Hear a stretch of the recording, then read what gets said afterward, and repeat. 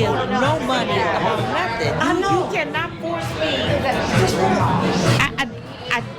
And his position, his name, I don't see We talking how about he Marvin felt that Sapps. was right. Close the door, anything. You do not. People don't come to put money in your pocket. They come to get the word, understanding, if that's what they want. But no, there's no way. So, lady, let me tell you this, lady. So, we found out, like he was saying, it's on the pod, it's on the whatever. He said it costs to sit up here. People behind him, they pay to sit back. So I said, well, so y'all rent the church? Y'all rent the church out? Even though they went in the church, but it was a church atmosphere. So he said people behind them, they pay to sit right here. So when did it cost to go to church? And hold on, before you answer that, and I said, how about the person that already paid their tithes? So you want more from me? That does not make it right. I don't understand for a pastor to even say that, because it's right, because you gotta help the church out with bills. We're not saying that, but as G said, it's the way he delivered it. It's the way you come at me, because I'm gonna give from my heart if I want to, but you're not gonna make me feel like I have to, or I'm not accept, or what, you mad at me because I might not have no money right now to give to you. It doesn't mean that I don't want to help you. Okay. I'm gonna before I let Albert go. Let me ask you. I want you. How do you feel about an ATM machine in the church? I don't even want. I'm not. What you think? Let's just go old school, where they accepted anything that we brought when it came to church. It was no ATM. You had your pennies, your nickels, your dime. The Bible says what? Come as you are, and not come and go to my ATM to make sure you put some money in my.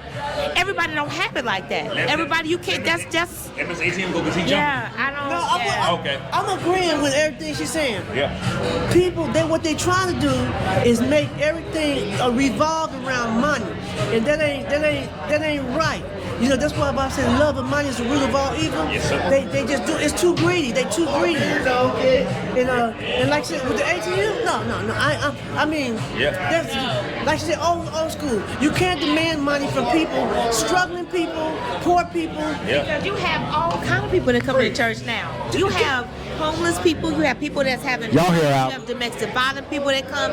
They don't have money like that. So for the ones who can help, you still don't put no ATM in the church. You doing too much.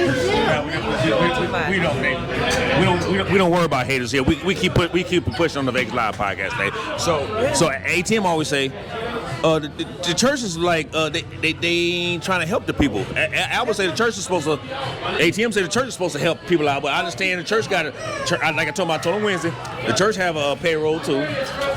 They can't pay for every funeral, because if they could, you got to put. Sometimes you're supposed to come in and do what you're supposed to do, even to help the church. You got tithes, you got fundraisers. We know about the pastor's anniversary. We give them money. We know about all of those. But to just going back to Sapps, close the doors and this and that, you can't. No. Okay, let me ask you one more question. So, the first lady of the church, just say something happened with her business, and her family wasn't able to bury her. So, in the church say, well. What about Will? We ain't gonna do The that. church should have enough money to help people, that they got to be able to be good stewards over their money, so they won't run into that. I said it wrong. Not first lady, but the mother of the church. You know what I mean? Yeah, Not the not the pastor wife. That lady that been sitting front row for 30, 40 years. I know what you're saying. That's been paying her time. That's like Mother Reddick right there. That's what I'm talking about. Yeah. So then they say, something happened with the family, and we not able to bury her. And my grandmama been there all this time. And the pastor say, well, but hold on, pastor put up in the Maybach. Okay. I'm not saying that the pastor has to just. I'm not saying that the pastor has to just take over and just pay everything of my grandmama, because that's just me. I wouldn't expect him to do that.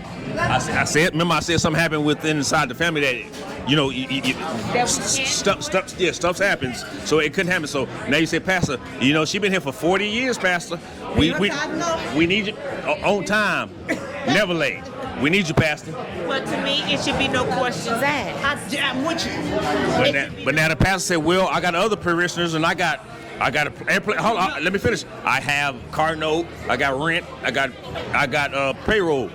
Well, as long as my grandmother was here for those last 60, 70 years, she helped you with everything that you just said to get you to this day. Because her tithes pay for your house note, your car note, everything. He's going to say, I understand, sister, but that's in the past. You know what? Them excuses. But understand that I feel this with my grandmother being here, her being here, being faithful and honest and upholding everything to this church, you should be able to lay my grandma in rest. It's people like her. It's people like her paying her tithe and offering is the reason why you living, the pastors living like they living.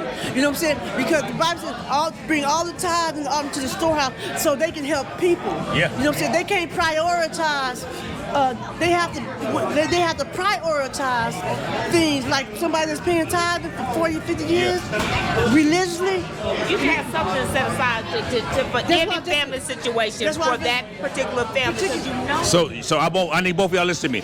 I'm gonna tell two people that's in my life. My boy Tommy Dixon, he told me I'm never gonna pay another the pastor's car note, house note.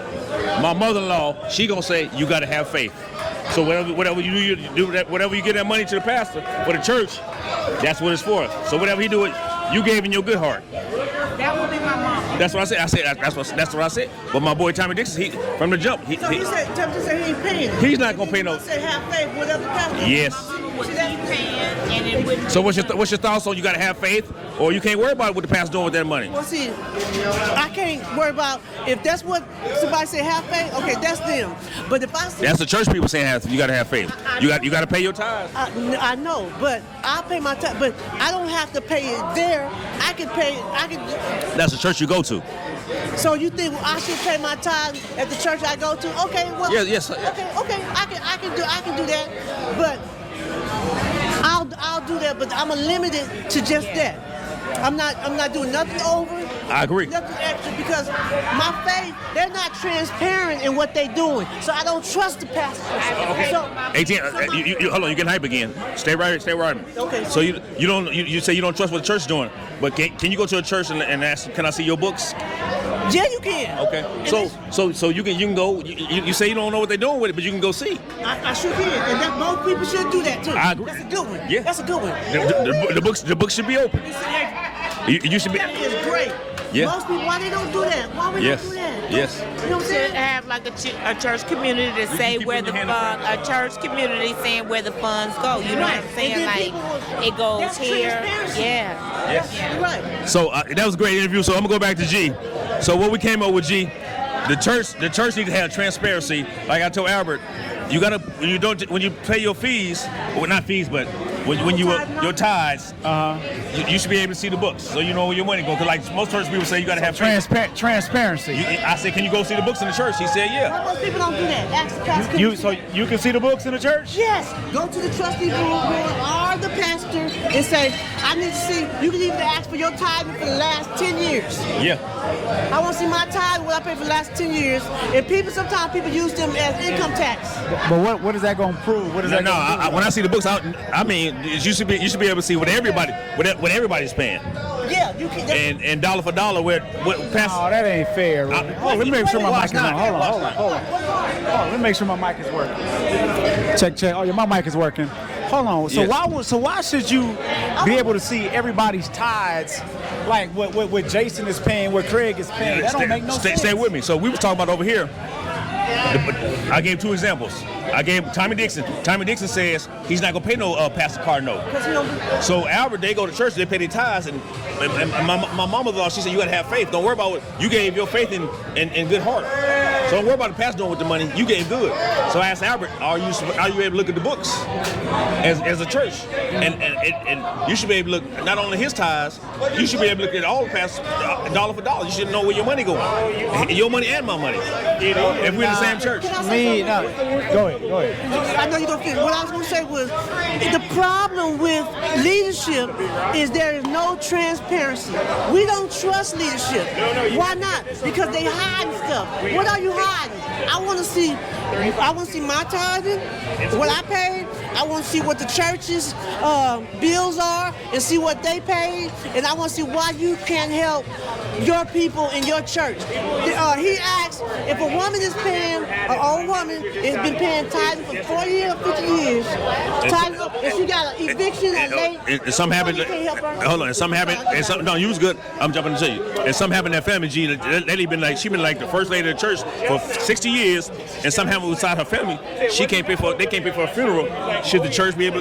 Church to step up and pay for that, right? Right. And I get that. Yeah. If that's what that church is for, I understand. Yeah. If you church don't pay for funerals. Well, what I'm saying. Well, okay. Well, I'm not sure. I can't listen. Okay, I get it. I get that.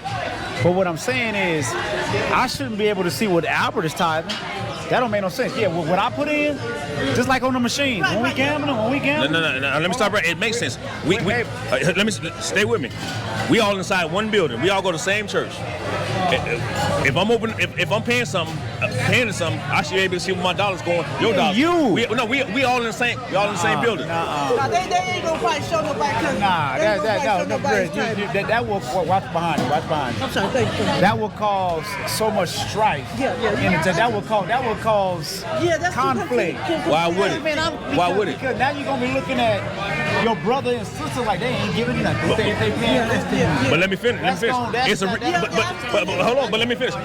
You have to have a reason to go look in the books, not just to be nosy. You can't see what everybody paying, Reg. That's why I go back and say you gotta have faith. And when you donate the money, you don't worry about where the dollar goes. So, but when the pastor put the Warrior made it. What up, bro? The Warrior made it. I didn't think the Warrior was coming. Say something to your peoples.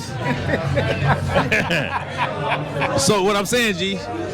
The Warrior made it. So what happened? Theo. Okay, I gotta put the mic down. Yeah. So we'll close this out. We'll be back. Vegas Live Podcast. My boy Reg. Yeah, we'll be back. Holla. Theo, what's happening, man?